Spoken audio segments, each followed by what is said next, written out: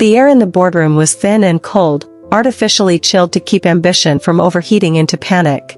On the massive screen, a line chart pointed heavenward, a red arrow of triumph. Arthur Sterling, the CEO, beamed like a proud father. These numbers, he said, his voice echoing in the soundproofed room, are a testament to one man's vision and relentless drive.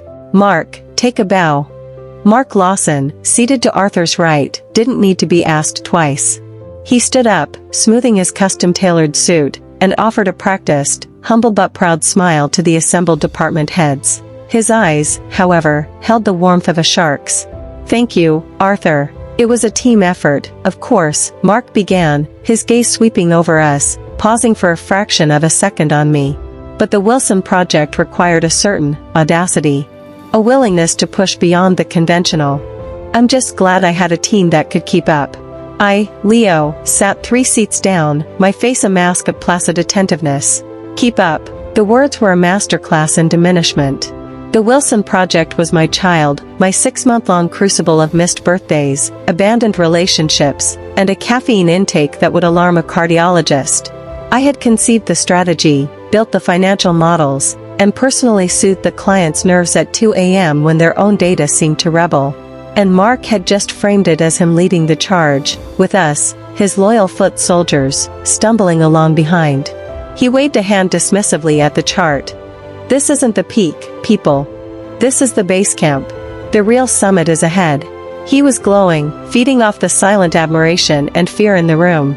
He was untouchable, and he knew it. Later, he cornered me by the espresso machine. You did good work on the Wilson thing, Leo. Solid. He clapped a heavy hand on my shoulder. You're learning.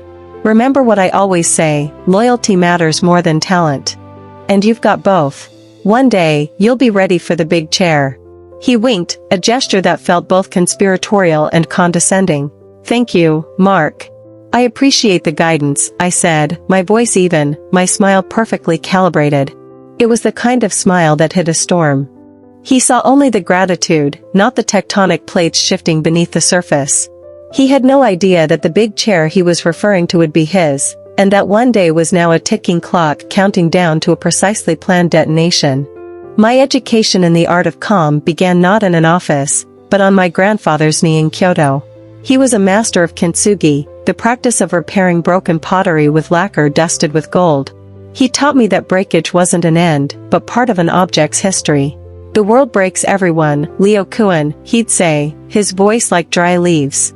Afterward, some are strong at the broken places. But the truly wise, they are the ones who break the world first, and repair it in their own image. They do not rage. Rage is a fever that burns the hand that holds it. They are calm. Calm is the lacquer. It holds everything together until it is time to reveal the new, more beautiful shape. I thought of him the night Mark took the Super Bowl tickets. The client, Mr. Wilson, had handed them to me personally. For the man who made this happen, he'd said, his handshake firm. Front row. Take someone who appreciates the art of a perfect play. Mark had sauntered over, slinging an arm around me. That's incredible, Leo. Really. But technically, he'd laughed, a sound like gravel spinning in a dryer. The project was under my division's umbrella. Liability and all that. You understand. Besides, he added, his voice dropping to a faux confidential whisper, a junior associate walking in with tickets like that. The partners would ask questions you don't want to answer. You should be grateful you have a job at all, right? He plucked the tickets from my hand as if he were picking a ripe apple. I didn't sleep that night.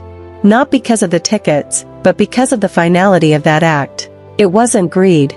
It was a fundamental assertion of dominance. He wasn't a mentor, he was a parasite, and I had been his willing host. My grandfather's words echoed. It is time to reveal the new shape. The next morning, I walked into his office. He was on the phone, bragging about the game. He saw me and held up a finger. Gotta go. The kid's here. Probably wants to beg for the tickets back. He hung up, smirking. Leo, don't tell me you're here to quit. You've got a bright future here, son. The sun was a needle, deliberately placed. Of course not, I lied, my voice a flat, calm lake. I just wanted to say, enjoy the game. He chuckled, already looking back at his screen. I will. While he was busy planning his weekend in Las Vegas, I was planning something else. My quiet archive, the one I'd built not out of malice but out of a compulsive need for order, was about to become my weapon. You learn everything by working under a man like Mark. You learn his tells, his insecurities, and his carelessness. He saw me as an extension of his own brain, a digital filing cabinet. He'd forward me internal reports with comments like, "Fix the dates on this, the Q3 numbers look soft," or "Expense this dinner with the Henderson team," when I knew for a fact the Henderson meeting had been a conference call. I had been his ghost, cleaning up his messes. And like a good ghost, I had kept everything. The building of the case was an exercise in monastic patience. It was my kintsugi,